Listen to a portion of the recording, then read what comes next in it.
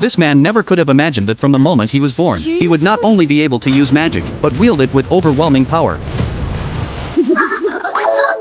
In his previous life, James had devoted himself to the study of magic, yet his own mana was painfully weak. Even when he put everything he had into casting a fireball, it couldn't break through a noble's magical defenses. In the end, he angered the nobility and was burned alive by a single fireball. After witnessing the terrifying power of a noble's magic, James made a wish to the gods as he lay dying, begging to be reborn as a noble in his next life. It was as if the gods heard him, because he was reincarnated as the seventh prince of the kingdom. Staring at the maid in front of him, the infant James thought he was looking at a giant, and instinctively cast a fireball. That single spell recreated the opening scene, blasting a massive hole straight through the royal palace. What shocked the maids even more was that James could understand human speech from birth, read complex magical tones, and even showed a refined disdain for breast milk, behaving like a textbook aristocratic gentleman. Before long, the nobles began whispering that James must be the reincarnation of the founder of magic himself. These rumors eventually reached James's ears as he grew older, but he knew they couldn't be true after all. In his previous life, he had been nothing more than a commoner from a small kingdom. After his reincarnation, James had little interest in status or reputation. There was nothing in this world that excited him more than magic. The only thing that truly held his attention was reading and studying spells in the library. However, the moment he picked up a book, it was snatched from his hands by Luna, a white-haired woman who happened to be his swordsmanship instructor. She had come to drag James back to training for skipping practice. After sparring with him, Luna could tell that James had improved significantly, though to James, that was only natural. Luna always went easy on him, and besides, he was secretly using copy magic to replicate her movements. In other words, Luna was essentially sparring with herself.